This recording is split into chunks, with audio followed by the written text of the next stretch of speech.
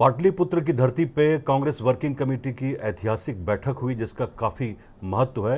ये बैठक शायद आज़ादी के बाद पहली बार इस तरह की इतनी व्यापक पैमाने पर बैठक हुई जिसमें कांग्रेस के देश भर के लोग आए थे। साथ में बाद में एक महत्वपूर्ण प्रेस कॉन्फ्रेंस भी हुई जिसमें महागठबंधन के तमाम लोग इसमें मौजूद थे। हमारे साथ वीआईपी के मुकेश साहनी जी हैं, अध्यक्ष हैं, राष्ट्रीय अध्यक्ष जी। आप ये बताइए, जो बैठक हुई उसमें आपने एक बहुत ही महत्वपूर्ण बात रखी कि जो अति पिछड़ा वर्ग है जिसकी आबादी लगभग 36% है बिहार में, उनको प्रतिनिधित्व मिले, तो उसको लेकर क्या एक समा क्या बंधा, एक सहमति का जो आम सहमति होना चाहिए था वो है या आप अकेले थे उसमें? नहीं, देखिए, ये जिस तरीके से आपने कहा ऐतिहासिक पल रहा कि कांग्रेस पार्टी का देश लेवल का वर्किंग कमेटी का बैठक आज बिहार में रहा।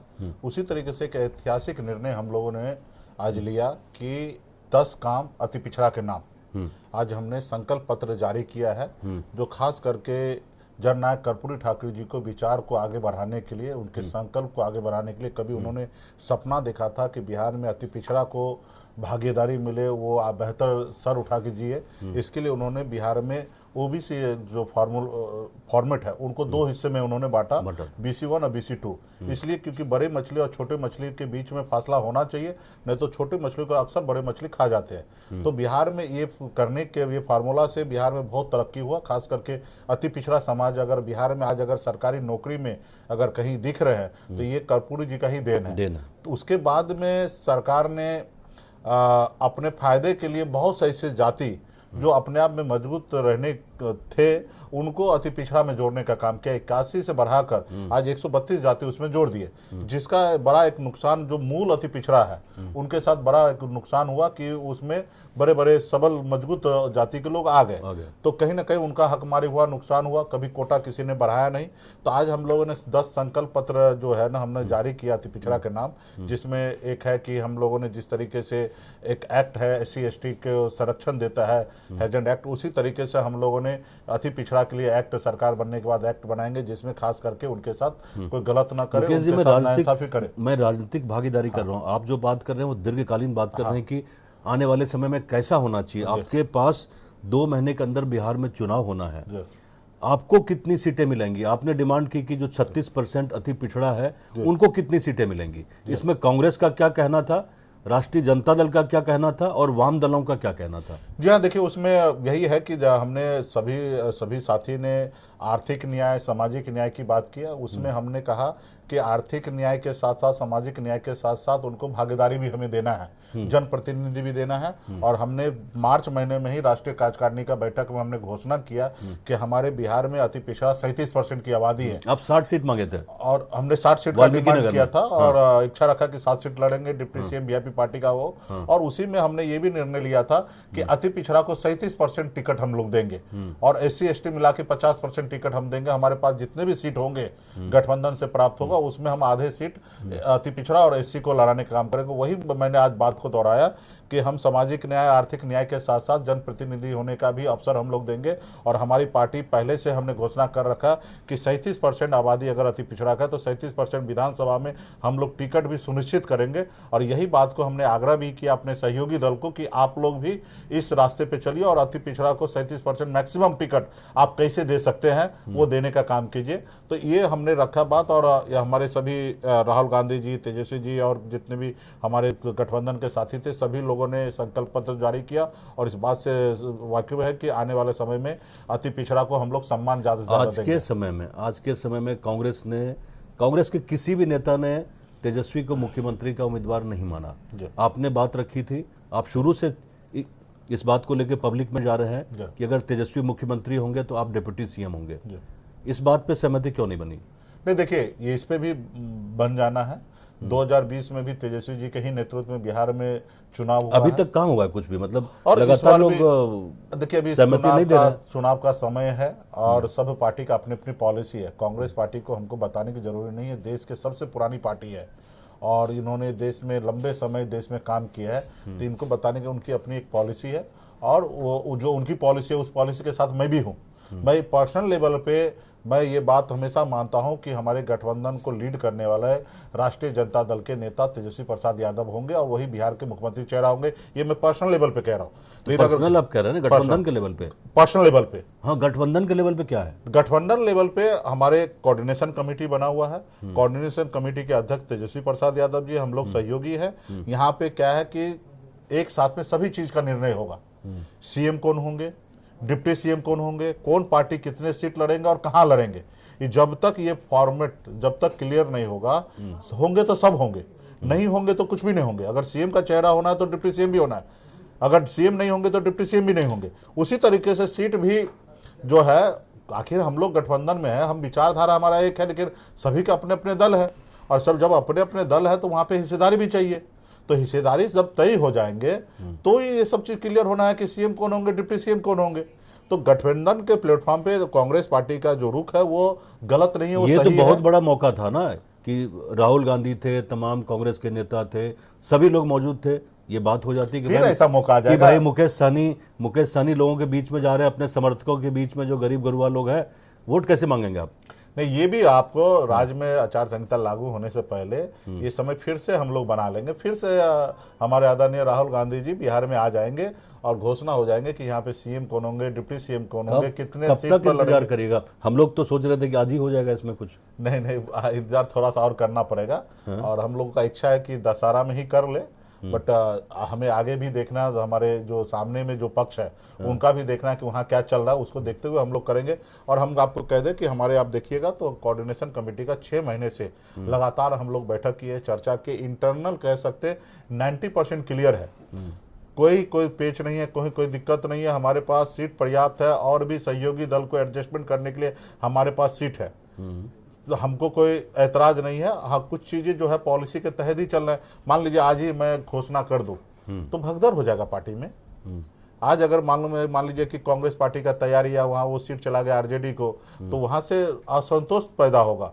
मान लीजिए वीआईपी पार्टी का तैयारी है और वहां पे आरजेडी हो गया तो वो असंतोष होगा, या आरजेडी का तैयारी है वहां पे वीआईपी पार्टी लड़ेंगे और ये मैसेज अब भी चला जाएगा तो वहां पे हमारे पार्टी के लिए, हमारे गठबंधन के लिए नुकसान हो सकता है। इसलिए मान लीजिए इंटरनल हम लोग अगर पॉलिसी बना भी लेंगे तो पब्लिक डोमेन में हम राज्य में आचार संहिता लागू होने के बाद ही पब्लिक डोमेन में लाएंगे। पब्लिक डोमेन में तो हम राज्य में आचार संहिता लगने के बाद ही कर सकते, क्योंकि हम अभी मोदी जी पे हम भरोसा नहीं कर सकते। उनके अंदर में चुनाव आयोग है, अब वो चाहेंगे हम अगर घोषणा आज कर दे और वो चाहेंगे चुनाव 2 महीना टाल देना, तो उनके लिए कोई बड़ी बात नहीं है। तो हम जब तक चुनाव आयोग का प्रेस कॉन्फ्रेंस नहीं होगा तब तक हम भी इस जगह का खुलासा नहीं करेंगे। क्या ये मान के चलें कि मुकेश सहनी जी की जो स्थिति है, जो पोजीशन है, वो महागठबंधन में उतनी ही है जितनी आबादी है? हाँ, लोगों ने ऐसा कहा वहाँ, या आप ऐसा मान कहने के की चल क्या रहे हैं? बात है? देखिए, या आप इसमें खाली कहने मान के की चल कोई रहे हैं? बात नहीं है। आज आप एहसास कर रहे हैं ना, आज हमारे नेशनल नेता राहुल गांधी जी, राज्य के बड़े नेता तेजस्वी जी, ये सब मान रहे हैं ना। आज अति पिछड़ा के लिए भी स्पेशल हमने घोषणा पत्र जारी किया, स्पेशल उनके लिए हमने कार्यक्रम रखा, क्योंकि बिहार में अति पिछड़ा ही महागठबंधन को सरकार बनाएंगे। तो अति पिछड़ा को इग्नोर कैसे हो सकता है? अति पिछड़ा का बेटा अगर डिप्टी सीएम नहीं बनेगा तो कौन बनेगा? जिसकी 37% आबादी हो, वो डिप्टी सीएम अगर अति पिछड़ा नहीं बनेगा तो कौन होगा? और आज की तारीख गठबंधन में, जैसे हमारे गठबंधन में सबसे बड़े दल राष्ट्रीय जनता दल है और उस दल में सबसे बड़ा फेस तेजस्वी है, उसी तरीके से इस गठबंधन में सबसे बड़ा अगर नेता है, किसके अपील पे अगर वोट खड़ा हो सकता है, जनता आ सकता है, तो है सन ऑफ मल्ला। हमारे खुद की 11% वोट है और हमने कई उपचुनाव लड़के दिखाया कि अकेले 30,000 25,000 वोट हम अकेले हासिल करते, तो ये हमारी ताकत है। तो मेरे से बड़ा कुछ चेहरा नहीं, और हम तो सहयोगी दल है। तो वीआईपी पार्टी का डिप्टी सीएम होना तय है, और वीआईपी अति पिछड़ा को छोड़कर कोई भी पार्टी नहीं चल सकता है, कोई भी नहीं चल सकता। अब आपने देखा पिछली बार हमने गठबंधन तोड़ भी दिए तो हमारे पास ऑप्शन भी नहीं था, लेकिन सामने वाले को पता था कि अति पिछड़ा का बेटा अगर अकेले चुनाव लड़ जाएंगे तो हमारे नैया जो है मझदार में फंस जाएंगे। उन्होंने बुलाकर 11 सीट एमएलसी सब चीज दिया और फिर मैंने वहां खड़ा हुआ तो सरकार का गारंटी हुआ कि बहुमत तक हम पहुंचे, और उसके बाद भी हमारे समर्थन से ही सरकार बना। तो उसी तरीके से हमने राष्ट्रीय कार्यकारिणी में भी कहा था, हम मजबूती से गठबंधन में है, हम सहयोगी दल है और हमारी ताकत है, हमारी सरकार बनेगा, उस हिसाब से हमको हिस्सेदारी भी चाहिए। जो एका होनी चाहिए पार्टी गठबंधन के अंदर, कांग्रेस और राजद के बीच में अब तक वैचारिक स्तर पे बहुत ज़्यादा नहीं दिख रहा है। कांग्रेस चाह रही है कि हम अपना राह लेके चलें, राजद चाह रहा है कि हम अपनी रैली करें, बिहार बचाओ अपनी यात्रा कर रहे नहीं, हैं। सब पार्टी का है, सिर्फ कहाँ कांग्रेस का उसमें ही नहीं है, राजद बीजेपी के का भी है। साथ, राजद के साथ में आप लोग थे खड़े अभी? नहीं, अब कोई जरूरी नहीं था, उनकी अपनी पार्टी का सेपरेट कार्यक्रम था, तो वो मैसेज था। तो नहीं जाता ना साली नहीं, जी। देखिए उनका अभी मेरा भी कार्यक्रम हो रहा है, तो हमारे कार्यक्रम में हम तेजस्वी जी को नहीं बुला रहे या राहुल जी को नहीं बुला रहे तो नहीं आ रहे हैं। जब हम बुलाएंगे तो आएंगे। अभी जैसे हमारा 25 जुलाई को विकलांगना फूलन देवी का सादत दिवस हुआ, हमने तेजस्वी जी को बुलाया तो वो आए, हमने कांग्रेस को निमंत्रण नहीं दिया तो नहीं आए। तो उसी तरीके से सभी पार्टी अभी जैसे यात्रा जो निकला वोटर अधिकार यात्रा, उसमें सभी दल को निमंत्रण दिया गया राहुल गांधी जी के द्वारा कि ये यात्रा में सभी हम गठबंधन के सभी साथी साथ रहेंगे और चलेंगे, तो हम लोगों ने साथ में चला। तो जहां जो निमंत्रण होता है वहां पे हम सहयोगी दल आते हैं, जहां निमंत्रण नहीं है, पार्टी का अपना काम है, अपनी पॉलिसी है, तो वहां पे कैसे दूसरे दल के लोग आ सकते हैं वहां पे? तो ये सब पार्टी के साथ है। अभी बहुत सारा ऐसा कार्यक्रम होगा, आरजेडी का सेपरेट होगा, वहां पे हम क्यों जाएंगे? बहुत ऐसे कार्यक्रम वीआईपी पार्टी का होगा, वहां पे हम क्यों आरजेडी को बुलाएंगे या क्यों कांग्रेस को बुलाएंगे? जब पार्टी का सेपरेट मीटिंग होगा, जैसे राष्ट्रीय कार्यकारिणी का बैठक है, वहां पे हमारे सहयोगी दल क्यों आएंगे? वहां पे हम अपना पार्टी का बात करेंगे, पॉलिसी की बात करेंगे। एक बात पूछना चाहते हैं कि वोट अधिकार यात्रा को लेकर 15-20 दिन तक सारे लोग एंगेज रहे आप लोग, उससे जो दलित अति पिछड़ा है उसके अंदर क्या मैसेज गया? क्या वो वाकई उनका वोट प्रभावित हो रहा है? ग्रामीण स्तर पर आप भी जाते हैं, हम लोग भी जाते हैं, गांव में जाते हैं, लोगों से मिलते हैं, सबसे मिलते हैं हम लोग। क्या वाकई ये वोट को प्रभावित करेगा बिहार में? देखिए, आप बिहार में सर्वे कर लीजिए, घूम लीजिए माइक लेके, जो पढ़े लिखे लोग हैं, जो समझदार है, वो परेशान हुए, मानता हूं परेशान हुए। तो अब बताइए, वो परेशान हुए, वो कैसे ना कैसे वो अपने जुगाड़ करके काम निकाल लिए, लेकिन वो जब इतना बदलाव होगा तो परेशान तो होते हैं उसमें। आपका 20-25 साल के बाद हुआ ना, मतलब ये तो होता ही है, हर स्टेट में क्या होता है कि आप किस मकसद से कर रहे हैं। आज देखिए, देश के लोगों को मोदी जी ने चूस लिया। 8 साल में जीएसटी के नाम पे इतना टैक्स में बढ़ोतरी करके चूस लिया, 55 लाख करोड़ रुपया लूट लिया, और उसके बाद आज उनको एहसास हुआ कि हम जनता का पैसा लूट लिए हैं। तो क्या लगता है कि बिहार चुनाव को ध्यान में रख के किया? उन्होंने, ऐसा लग रहा है। हाँ, बिहार चुनाव को देखते हुए किए, और 303 से 238 पे आ गए ना, उसकी वजह से किए। उन्होंने देखा कि अभी देश में संकट आने वाला है, क्योंकि एक तरफ से आपको अमेरिका जो आपके ऊपर जो टैरिफ लगाने के कारण आज आपके बहुत सारे इंडस्ट्री बंद हो रहा है। तो उनको पता कि अगर ऐसे जगह पे अगर हम राज्य देश में अगर सरकार को से अगर बेनिफिट अगर जनता के बीच तक नहीं पहुंचाएंगे तो देश जो है ना बहुत पीछे चला जाएगा। तो इसके लिए उन्होंने एक काम किए कि उन्होंने किए, जबकि उसमें उनको देश के लोगों से माफी मांगना चाहिए, देश के लोगों के सामने में कहना चाहिए कि हमसे गलती हुआ, हमने आपको विशेष लूट लिया। देखिए, समय के अनुकूल रेट बढ़ता है, समय के अनुकूल टैक्स का स्लैब बढ़ता है। ये नहीं होता कि पहले ज्यादा ले लेंगे और बाद में कम लीजिएगा, ये तो उल्टा गंगा बह रहा है ना। साहनी जी, इसके पहले ये भी ध्यान रखिए कि 12 लाख की छूट भी दी गई। जो नौकरी पेशा लोग हैं, जो टैक्स पेयर हैं भारत में, वो तो चुनाव से बहुत पहले दिया गया। देखिए, सरकार का काम ही यही है, लाखों लोगों को फायदा होगा उसमें। सरकार का यही काम है, इतिहास में अभी तक तो नहीं हुआ ना सर कि 12 लाख की छूट दी गई। सरकार का यही काम है कि खजाना खाली न रहे, इतना ही टैक्स से पैसा लेना है कि देश चले। ये ऐसा इतना पैसा नहीं लेना है कि जनता का पैसा एक खजाना में पार्क कर दे, ये सरकार का काम नहीं है। ठीक है, तो ऐसा मान के चलते हैं ना वो जनता का ही होता है। देश की अर्थव्यवस्था ठीक है तभी तो दे पा रहे हैं ना। नहीं, आपने कहा वो सही दे पा रहे हैं ना। मैं ये बात मानता हूं कि मोदी जी ने जो किए हैं वो अच्छा किए, लेकिन इसके लिए ढिंढोरा पीट रहा है वो गलत हो रहा है। मेरी बात है कि सरकार ने ये तो 8 साल के बाद तो ये तो माना कि हम देश के जनता को लूट रहे थे, अभी जनता के साथ न्याय करते, जनता के साथ हम पैसा जब भी लूटना नहीं चाहेंगे।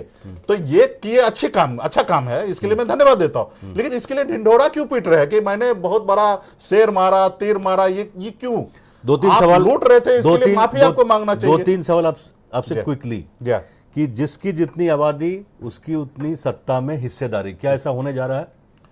वीआईपी पार्टी ऐसे मान रहे हैं, और वीआईपी पार्टी हम ऐसा करने के लिए जा रहे हैं। और हमारे गठबंधन का भी, राहुल गांधी जी का भी यही विचार है कि देश में जाति आधारित गणना हो, और गणना होने के बाद जिनकी जितने हिस्सेदारी जनसंख्या उतने उनको हिस्सेदारी मिलना चाहिए। ये राहुल गांधी जी का मूल मंत्र है, और हमारा भी पार्टी का यही मानना है कि जिनकी जितनी संख्या उतने उनको हिस्सेदारी मिले। और हम इस चुनाव में हम अपने पार्टी में खास करके सीट में, विधानसभा सीट में भी हम आरक्षित करने के लिए जा रहे हैं। अभी तक SC/ST के लिए भारत सरकार के द्वारा है कि आरक्षित है, लेकिन हम इस बार हम अपने पार्टी में 37% अति पिछड़ा को टिकट देने के लिए जा रहे हैं। चौपर पे तेजस्वी यादव के साथ कब दिखने जा रहा है?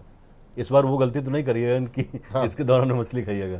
नहीं नहीं, इस बार गलती देखिए, हम गलती नहीं करना चाहते। पकौड़ा अब अगला का पकौड़ा ऊपर तो हम अगला का पकौड़ा गारंटी रख तो लीजिए। आपके मंच पे तो ले नहीं सकते हैं। हाँ। देखिए, अगला का गारंटी तो हम लेंगे नहीं। हम तो इस बार ऐसी गलती नहीं करना चाहते, क्योंकि हमने पिछली बार देखा कि हम थोड़ा जल्दीबाजी किए और जिसके कारण हमको भाजपा के साथ जाना पड़ा, और वहां पे जाने के बाद उनको 74 विधायक बना दिए। हमारे पास भी 4 विधायक बना, सरकार में काम कर रहे थे, लेकिन देखा आपने क्या, हमारे चारों विधायक खरीद लिया, हमको सरकार से बाहर कर दिया। तो वहां का तो आप देखिए कि किस तरीके से हमारे साथ बुरा हुआ। तो इस बार हम अगर उस समय में भी थोड़ा पेशेंस रखते तो सरकार बन जाता महागठबंधन का, वो सीएम होते, हम डिप्टी सीएम आज तक चलते। लेकिन इस बार हम लोग, मेरे तरफ से तो गलती नहीं होना है। अब सहयोगी के ऊपर हमने कह सकते हैं, अब उनकी मर्जी है कि क्या अभी हमारा एक अपना अगर है। आपके मन की बात नहीं मानी गई तो क्या एनडीए की तरफ जा सकते हैं? ऐसा माना जाता है कि मुकेश सहनी के लिए हमेशा दरवाजा खुला ही रहता है। देखिए, मल्ला का बेटा का तो वही शक्ति तो अभी आया है। आजादी के 77 साल बाद पहली बार ऐसा अवसर पाया है कि ये आज राज्य में और देश में ये देखने के लिए मिल रहा है कि मल्ला का बेटा के पास नाव है, और ये नाव तो से कभी भगवान राम को भी पार लगाया करते थे हमारे पूर्वज, और इस नाव पे जो बैठेंगे वो आसानी से पार होंगे। आप तो भगवान राम के आदमी है ना। जो नाव पे नहीं बैठेंगे वो किनारे रह जाएंगे। तो इसलिए आज मल्ला का बेटा को जरूर लोग आज पूछ रहे, चाह रहे कि हमारे साथ आ जाए। लेकिन जो लोग गलत किए हैं, प्रभु राम का बात नहीं माने, प्रभु राम के साथ जो नहीं हुए हैं, प्रभु राम जो हमारे केवट महाराज से एग्रीमेंट किए थे कि आप हमको यहाँ पार लगाइएगा, वहां हम आपको पार लगाएंगे। आपको दे तो जो रही है ना। भाजपा राजनीति कर रहे राम के नाम पे, आज वो लोग भगवान राम का बात नहीं माने। अगर मानते तो निषाद का आरक्षण लागू कर देते, तो फिर हम मानते कि प्रभु राम का बात माने और आरक्षण लागू कर दे। जो भगवान राम को लेके आए हैं वो तो आपके लिए हमेशा तो आरक्षण लागू कर देना, अपना कर्ज तो चुकाए। जो प्रभु राम के ऊपर हमारे पूर्वज का जो वादा है कि हम आपको यहाँ पार लगा रहे, वहां हमको पार लगाए, तो आज जरूरी है उनके आज वंशज को पार लगाना चाहिए। आज दिल्ली में उनकी सरकार है, आरक्षण लागू कर देना चाहिए। और जब वो नहीं कर रहे हैं तो कैसे उनको फिर हम अपने नाव पे बैठाएं? 36% जिसकी आबादी हो प्रदेश में, वो युवा, आपको युवा ही मानते हैं, वो युवा आगे बिहार का मुख्यमंत्री क्यों नहीं बन सकता? मतलब कभी होती इच्छा कि मतलब कि कोई अति पिछड़ा जैसे कर्पूरी ठाकुर बने थे, आप भी कभी बने बिहार के मुख्यमंत्री? जरूर, मैं ये जरूर सपना देखता हूँ, उम्मीद करता हूँ कि भविष्य में एक अति पिछड़ा का बेटा बिहार का मुख्यमंत्री फिर बने। निषाद का मल्ला का बेटा अति पिछड़ा बिहार के मुख्यमंत्री जरूर बने। लेकिन क्या होता है, आप जब अभी आप हमारी पार्टी का सिर्फ महज अभी 6 साल हुआ है, और अभी हम लोग संघर्ष करके एक वोट बैंक हमारे साथ है। आपकी सरकार बनाने के लिए 40 से 42% वोट की आवश्यकता होता है, और एक हमारे पास सेटल वोट है। तो आप कहीं पे अगर पार्टनरशिप करते हैं तो अपने इन्वेस्टमेंट के अनुकूल ही आप हिस्सेदारी ले सकते हैं। आप ऐसा नहीं कर सकते कि आपके इन्वेस्टमेंट 0 हो और हिस्सेदारी ज़्यादा मांगेंगे। आज इन्वेस्टमेंट जो है, जिसके पास बड़ा पूंजी है, वो है राष्ट्रीय जनता दल के पास। तो निश्चित तौर पे राष्ट्रीय जनता दल के पास पूंजी जब ज़्यादा है तो निश्चित तौर पर उनके ज़्यादा विधायक बनेंगे, और ज़्यादा विधायक बनेंगे तो उनका अधिकार पहले होगा कि सीएम का। तो उसी तरीके से हमारा मानना है कि जिनके पास जितने संख्या उस हिसाब से उनको मिलना चाहिए। हाँ, जरूर हम सपना देखते हैं, कल्पना करते हैं कि पूंजी जितना आज राष्ट्रीय जनता दल के पास है, वो पूंजी कभी अति पिछड़ा का बेटा सन ऑफ मल्ला के पास भी हो, तो निश्चित तौर पे आने वाला पीढ़ी जो है वो बिहार के मुख्यमंत्री बन सकते हैं। लेकिन आज की तारीख हम डिप्टी सीएम पे ही काम चलाना चाहते हैं। अच्छा। हम चाहते हैं कि छोटा भाई जो है बिहार में मुख्यमंत्री बने, और जब छोटा भाई मुख्यमंत्री है तो बड़ा भाई थोड़े दिक्कत है। तो दोनों भाई मिलकर राज्य को चलाएंगे, राज्य में काम करेंगे, जनता के साथ न्याय करेंगे, जनता के उम्मीदों पे खरा उतरेंगे, उनके हर जरूरी को पूरा करेंगे। अभी तो फोन कॉल नहीं आता ना आपको मतलब दिल्ली से गृह मंत्री का या कोई बड़े, कुछ नंबर को हम ब्लॉक कर दिए जेपी नड्डा साहब का, कुछ नंबर को हम ब्लॉक कर दिए हैं, और कुछ नंबर को हम बदल दिए हैं। ठीक है, नंबर बदल दिया। हाँ, और कुछ जगह पे फोन आता तो हम उठाते नहीं है। मतलब ज्यादातर क्या होता है कि फोन नहीं उठाते हैं। हाँ, जब अगर पता चल गया कि ये आदमी का फोन है तो उसका फोन ही नहीं उठाते। और कुछ नंबर को तो ब्लॉक ही कर दिए कि हमको फोन ही ना करे। ठीक है, अभी ये सिचुएशन है। चलिए, हाँ, हम उम्मीद करते हैं कि आप कभी बिहार के सीएम भी बने। लेकिन अभी फिलहाल आपसे मैं चाहूंगा कि एक अति पिछड़ा का बेटा डिप्टी सीएम बने, उसका शुभकामना आप दीजिए। चलिए, डिप्टी सीएम तो कम से कम बन ही जाए। चलिए, शुभकामना। बाद में जो है कि जितनी आबादी उतनी हिस्सेदारी बाद में देखा जाएगा। जरूर जरूर। बहुत बहुत शुक्रिया। चलिए, बहुत बहुत धन्यवाद। शुक्रिया।